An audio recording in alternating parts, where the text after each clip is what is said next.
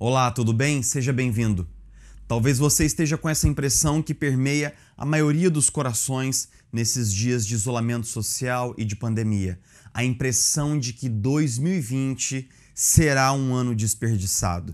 O sentimento geral é que nós estamos diante de um ano que vai ficar marcado como o ano que foi jogado fora.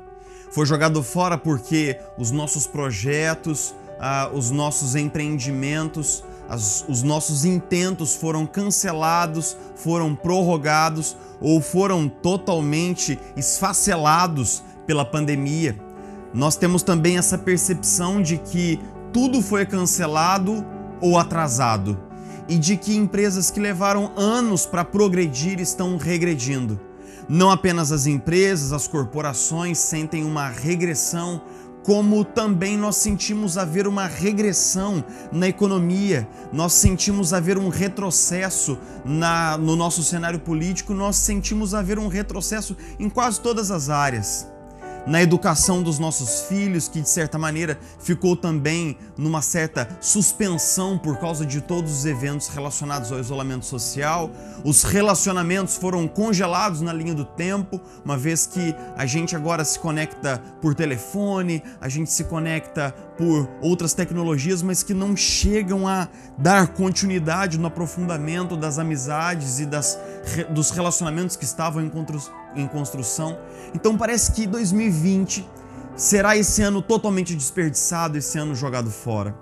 No entanto, o que mais agrava esse cenário é esse sentimento de impotência, não é verdade? Esse sentimento de que você e eu podemos fazer pouco ou praticamente nada para mudar o cenário de 2020. Como a gente tem conversado aqui ao longo desses devocionais, é muito importante a gente aprender nesse período de pandemia a guardar o coração. O sábio, lá no livro de Provérbios, capítulo 4, versículo 23, diz assim: sobre todas as coisas que você deve guardar, ou seja, sobre todas as coisas que você deseja valorizar, proteger e colocar num lugar especial, sobre todas as coisas, guarda o seu próprio coração, porque dele provém as fontes de vida. Ou seja, nós temos que proteger o nosso mundo interior, nós temos que proteger o nosso coração. E esse proteger envolve evitar que coisas, realidades sombrias e nefastas possam causar uma grande ferida no nosso coração, mas também envolve cultivar o nosso coração como um jardim. Envolve cultivar o nosso mundo interior como uma realidade preciosa a qual nós precisamos cuidar constantemente, como aquela plantinha que tem na sua casa, que você precisa aguar frequentemente, como o seu animalzinho de estimação, o qual você dá comida, dá água, o qual você escova de semelhante maneira. E muito mais, nós precisamos aprender a cuidar do nosso coração. E como funciona esse cuidar do coração nos tempos de pandemia? Funciona quando nós procuramos ter a melhor perspectiva de tudo que está acontecendo. Quando nós não permitimos que o nosso entendimento e que o nosso sentimento seja arrastado na correnteza das notícias, seja arrastado pelos interesses da mídia ou de quem quer que seja, de tal maneira que nós sejamos capturados, nós sejamos feitos reféns nesse período de pandemia. Ou seja, eu estou pedindo para você, pense por você mesmo. Faça perguntas mais profundas sobre aquilo que você está vivendo e, principalmente, busque uma outra perspectiva. É muito fácil a gente ver o copo metade vazio, mas a gente tem que treinar o nosso olhar, a nossa percepção e o nosso coração para que a gente possa ver o copo meio cheio. E como nós podemos ver o copo meio cheio? Pense comigo, e se 2020 for um dos anos mais marcantes da sua vida? E se 2020 for um dos anos mais produtivos para você em diversos sentidos da sua vida e do seu mundo interior?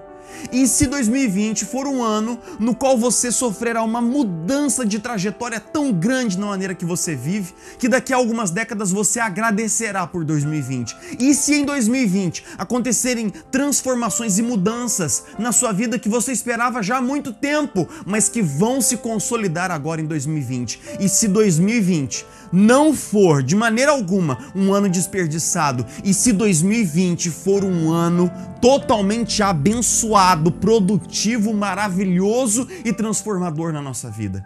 Porque é isso que esse ano pode ser.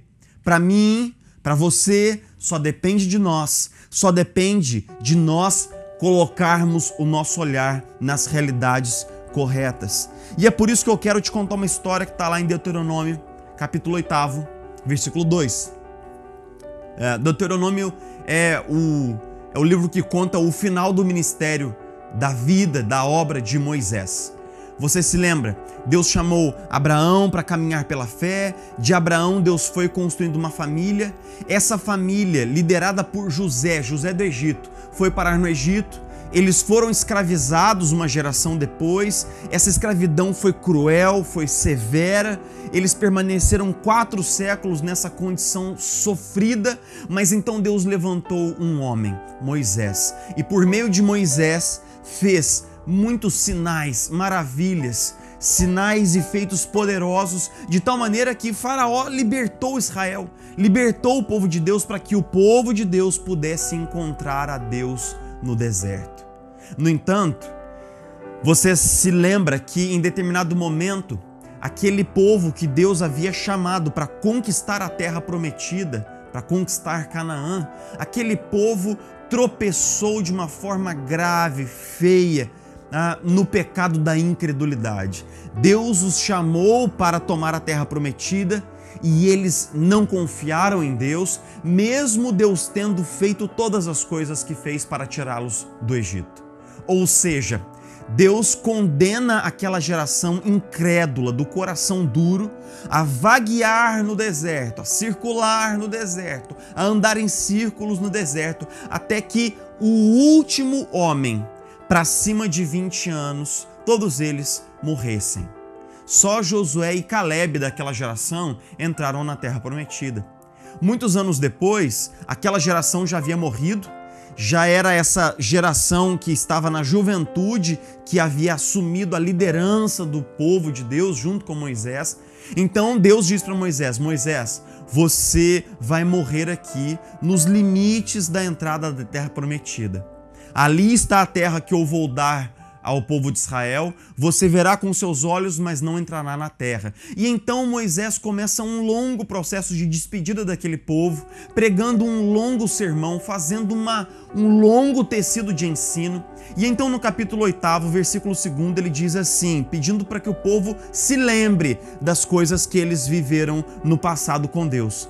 Lembrem-se de como o Senhor, o seu Deus, os conduziu por todo o caminho no deserto durante esses 40 anos, para humilhá-los, para colocá-los à prova, a fim de conhecer suas intenções, se iriam obedecer aos seus mandamentos ou não.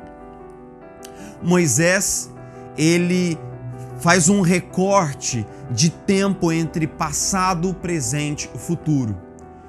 O presente é, nós estamos prestes a tomar a terra prometida. O futuro é, nós vamos conquistar essa terra, vamos nos apossar dela. Mas Moisés diz que a única maneira de seguir seguro para o futuro é se nós não perdermos de vista o passado. E então ele pede, lembrem-se do que Deus ensinou a vocês. E então ele reconta as viagens que eles fizeram no deserto e diz que Deus os conduziu ao deserto para que no deserto o Senhor pudesse revelar as intenções dos corações dos israelitas, para que Deus pudesse revelar aquilo que estava no mais profundo dos seus corações. Essa passagem, ela é muito profunda, porque ela nos mostra que na pedagogia de Deus, ele nos leva muitas vezes para os desertos existenciais, ele nos conduz para tempos difíceis na vida, para que por meio desses desertos, Deus possa revelar aquilo que está no nosso coração, Deus possa trazer à tona, Deus possa trazer ao nosso conhecimento aquilo que está em nosso coração. Não ao conhecimento dele, porque ele já sabe, ele conhece o que está no nosso coração, mas ele revela diante dos nossos olhos aquilo que está em nosso coração. E isso é aquele tipo de coisa, né, que é aquela notícia quando alguém chega para dizer para você assim: eu tenho duas notícias, uma boa e uma ruim, qual que você quer ouvir primeiro? Então eu vou te contar, entre aspas, a notícia ruim, tá? O lado que não é tão legal desse processo todo de deserto, desse processo de isolamento social, de espera, de ansiedade. O que não é legal pra gente, né? Não é legal porque é muito doloroso quando nós começamos a ver aquilo que de fato está dentro do nosso coração. Os tempos de deserto existencial, eles trazem à tona coisas realidades sobre o nosso coração que muitas vezes nós colocamos já num cantinho lá da alma porque é difícil para a gente reconhecer e aceitar essas verdades. Em primeiro lugar, por exemplo, o tempo de deserto revela que nós podemos estar amando excessivamente realidades que nós não deveríamos amar. Por exemplo, pode ser que nesse tempo de pandemia você esteja super focado na questão do dinheiro. Não vai faltar dinheiro, se não tiver dinheiro, e dinheiro, e dinheiro. E a palavra dinheiro permeia o seu imaginário praticamente o dia todo. Mas será que isso não mostra que você tem sido muito apegado, muito agarrado ao dinheiro? Será que isso não revela que tem morado no seu coração há muito tempo esse amor exagerado pelo dinheiro, cujo nome bíblico é avareza?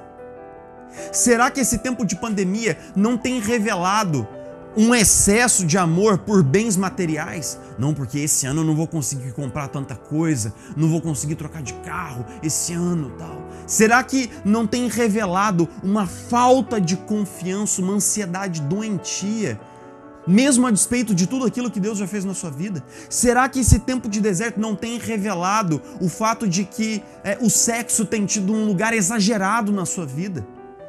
De que o desejo sexual, o apetite sexual tem consumido outras áreas da sua vida, destruído o seu casamento? Será que esse tempo de pandemia não tem revelado que você é uma pessoa que tem deixado o seu temperamento difícil machucar outros à sua volta sem que você faça uma força para colocar isso no lugar? Será que esse tempo de pandemia não tem revelado que você tem um problema de ira, um problema com a sua língua, a qual você não consegue controlar, uma língua ferina, uma língua que é maldosa nos seus comentários, e agora, isolado com a sua família, você tem feito a sua família sofrer? Será que esse tempo de pandemia não tem revelado as coisas mais negras e sombrias do nosso coração? Tem. Você sabe. Você sabe aquilo que tem vindo à tona nesses dias de pandemia. Você sabe. E talvez também tenha revelado uma falta de amor, uma falta crônica, absurda, irreparável de amor por realidades que você deveria amar, como o seu cônjuge, seus filhos, sua família, seu pai, sua mãe.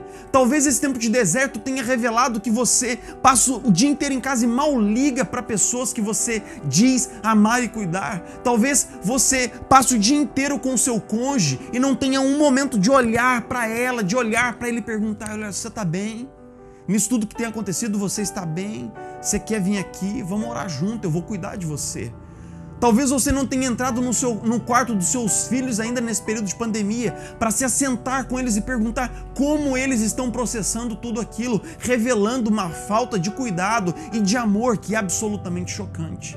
Então, o deserto pode revelar coisas escuras, sombrias e perigosas sobre o nosso coração. Amores desordenados, amores que estão no lugar errado, falta de amor por aqueles a quem nós deveríamos amar. A boa notícia é que quando essas coisas são reveladas e são mostradas, e esse é um processo doloroso, é um processo que machuca a gente, é um processo que faz a gente chorar, faz a gente se envergonhar, se arrepender, se quebrantar. No entanto, esse processo traz liberdade. Porque a não ser que você veja as algemas que te prendem, liberto você não será.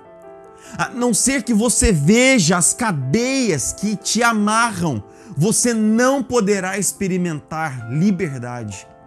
E é crucial que nesse tempo de deserto nós possamos entender que nós estamos passando da escravidão para a liberdade, que nós estamos saindo de um lugar de escravidão para um lugar de espaço e de liberdade.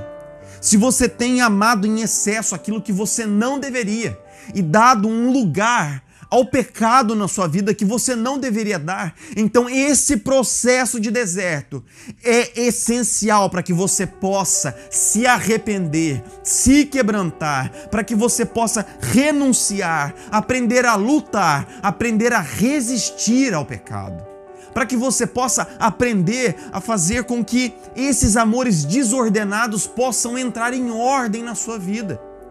Se você não tem amado quem você deveria, então é hora de você atentar, é hora de você mudar, é hora de você fazer novos caminhos, é hora de você tentar de novo, recomeçar seu casamento, recomeçar seu relacionamento com seus filhos, recomeçar diversos relacionamentos e recomeçar o seu relacionamento com Deus.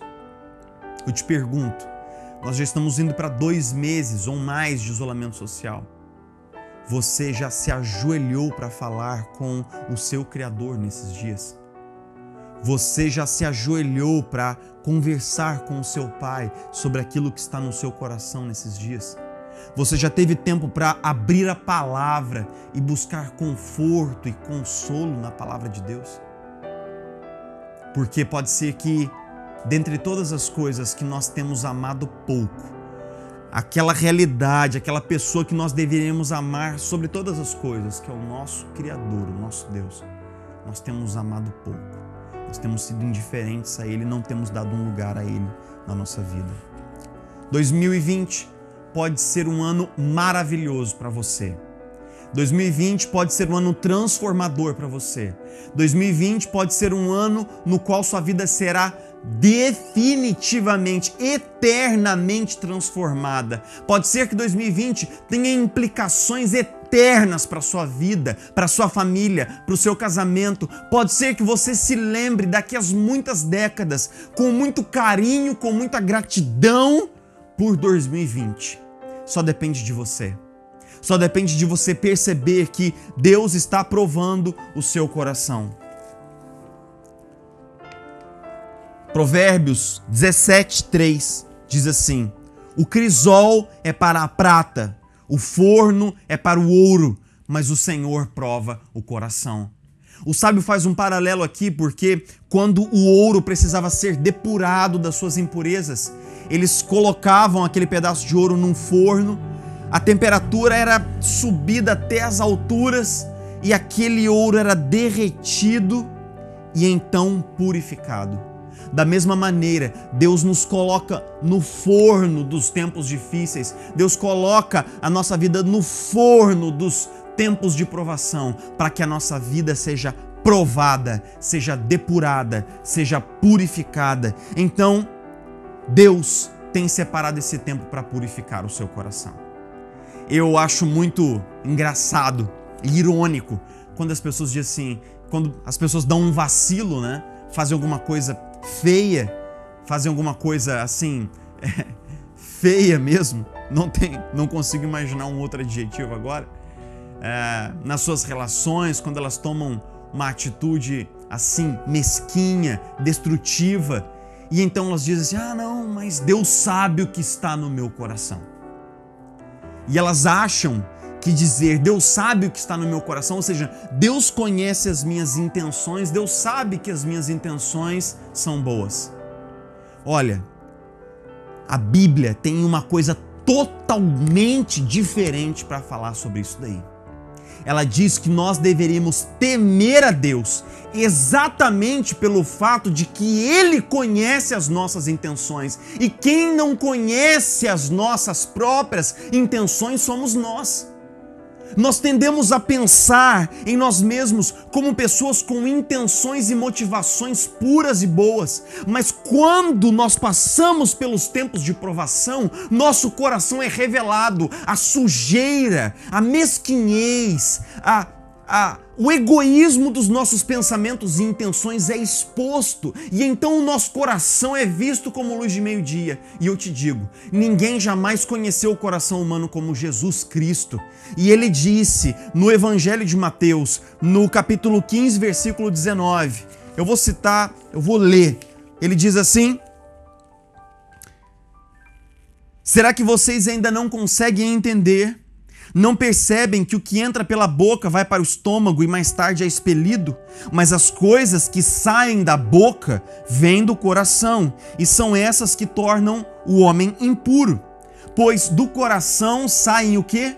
Maus pensamentos, os homicídios, os adultérios, as imoralidades sexuais, os roubos, os falsos testemunhos e as calúnias. Jesus não está enganado a seu respeito. Você pode estar errado a seu respeito. Eu certamente estou a meu respeito. Nós estamos enganados e equivocados sobre a nossa pureza, sobre a nossa conduta pura e ilibada. Nós estamos equivocados sobre a genuidade das nossas intenções. Mas Jesus nunca esteve iludido comigo. Jesus nunca esteve iludido com você. Ele sabe quem nós realmente somos, ele conhece as nossas verdadeiras intenções. E a notícia mais chocante que você vai ouvir hoje, e talvez em toda a sua vida, é o fato de que, mesmo Jesus, conhecendo você a fundo e na verdade, ele é a única pessoa que te ama incondicionalmente. Jesus é a única pessoa que realmente te conhece. Jesus é a única pessoa que realmente te ama de forma incondicional, de forma final, cabal e definitiva. E a prova disso é que ele decidiu morrer em seu lugar na cruz do Calvário, para que toda essa sujeira do seu coração pudesse ser lavada, para que o seu coração pudesse ser transformado, para que a sua vida pudesse ser feita nova em folha diante do Deus que te ama. A boa notícia do Evangelho é aquela de que aquele que nos conheceu verdadeiramente nos amou e morreu por nós na cruz do Calvário. Não há notícia como o Evangelho. Não há notícia como o Evangelho para mim e para você. Que Deus possa te abençoar. Que Deus possa abençoar para que 2020 seja um ano absolutamente marcante, poderoso, transformador, disruptivo, inovador na sua vida. Que Deus te abençoe. Nós nos encontramos na próxima. Até lá.